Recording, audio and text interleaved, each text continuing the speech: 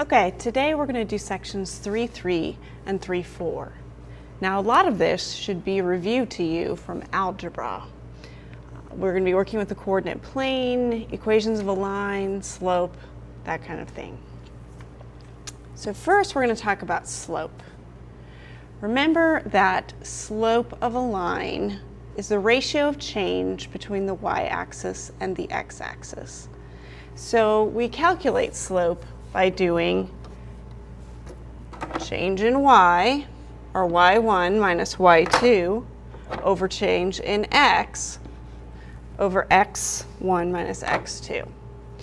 Remember, it doesn't matter which point is point 1 and which point is point 2, as long as you use the same order for y's and x's.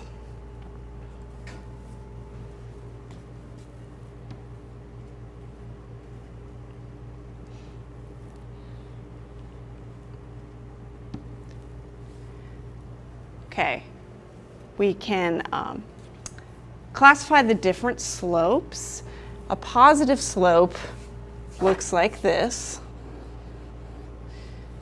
A negative slope looks like this. So you can always check to see, look at your line after you've calculated your slope. If your slope is positive, is your line moving in this direction? If your slope is negative, is your line moving in this direction? If not, you want to go back and check and make sure that you calculated your slope correctly. A zero slope means there's no change in y. So the numerator would be 0, which is why we get a line that looks like this. And an undefined slope is when there's no change in x. And so we have 0 in the denominator. And remember, you cannot divide by 0. So that would give us this undefined slope right here.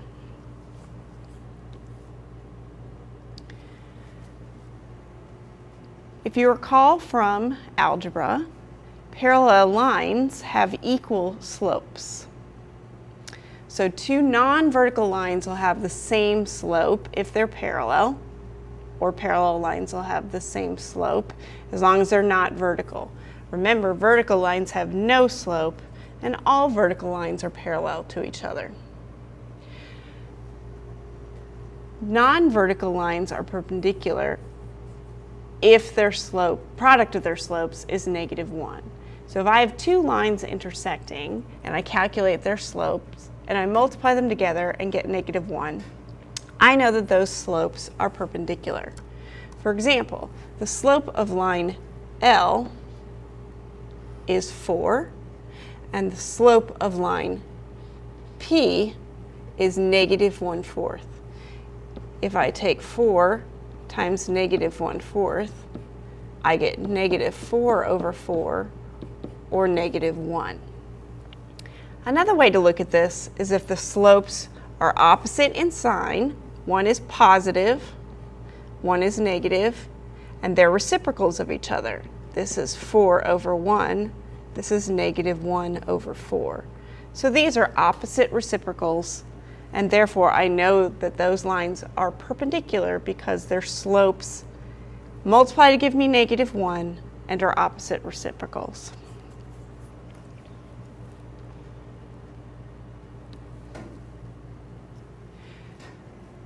Now when we graph lines, we start with a point and we can use the slope in order to get a second point.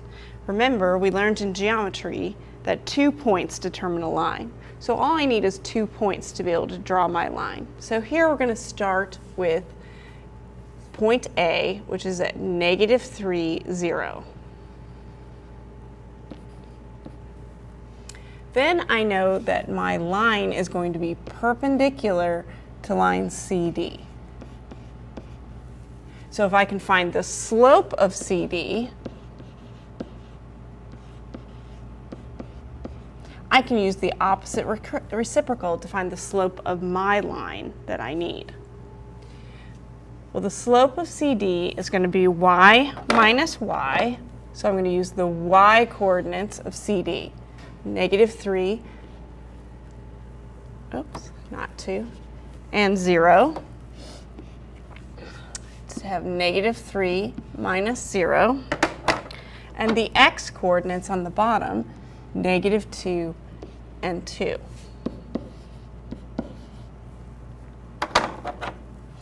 This gives me -3 on the top, -4 on the bottom, which is 3 over 4. So the slope of my line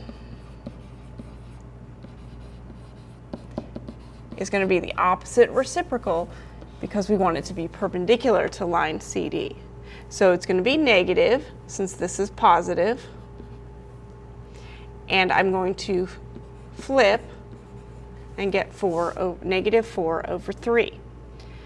That tells me a couple things. If I put the negative with the 4, then that means I want to go down 4. Down is negative, up is positive. If I put the negative with the 3, then I would go to the left 3. So in this case, I can either go down and to the right or up and to the left. If I went down and to the left or up and to the right, that would have to be a positive slope.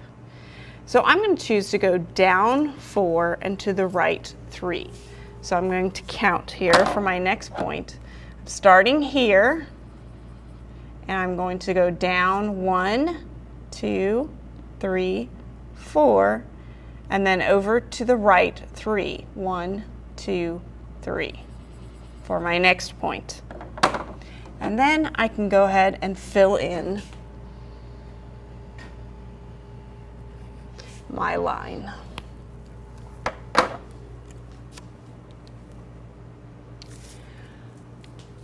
There are a couple ways that I'm going to have you write the equations of lines. And the first way is slope-intercept form. Slope-intercept form shows me the slope of my line, which is this M here, and the y-intercept, or where my line crosses the y-axis, which is my B right here. In the equation of a line, the y and the x represent the infinite number of points that exist on my line. So any x-y combination that works in this equation is a point on my line. If I have an x-y combination that doesn't work in that equation, that means that that is not a point on the line. So for example, here I have a line whose slope is 3 and whose y-intercept is 8. That means that I know there's a point at 0, 8, and I know that the slope of the line is 3, so I could go up 3 and to the right 1 to get a second point.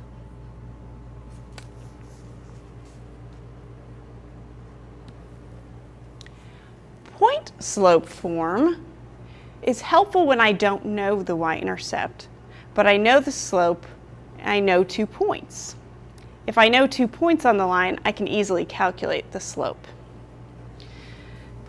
This is also an equation of a line that has x and y, which again represent the infinite number of points on my line. Once again, any x-y combination that works in this equation is a point on my line. When I have 2 points and I want to write an equation in point-slope form, I may choose either point. In this case, they chose the point 3, 5. The y-coordinate of that point goes right here.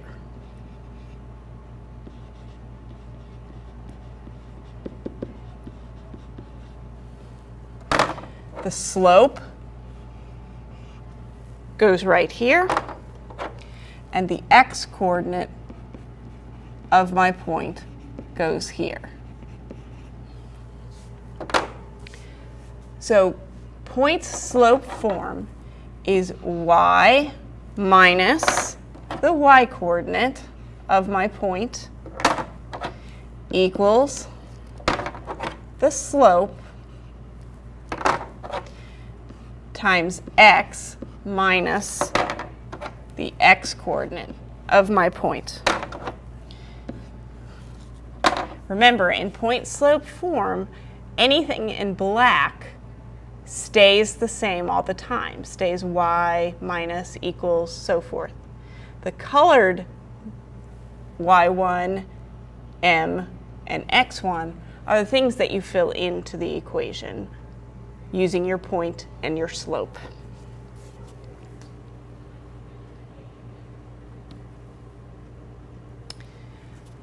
Now, sometimes we have lines that have zero slope or undefined slope, and we can't really write those equations in slope-intercept form. The nice thing about those is if I have zero slope, that means there is no change in y, and y is always the same. So I can choose any point on that line, y is always going to be -3. Therefore, that is my equation, y equals -3. Very simple, nothing to calculate. All I have to do is look at the y coordinates of any point on that line, and that's my equation when I have zero slope.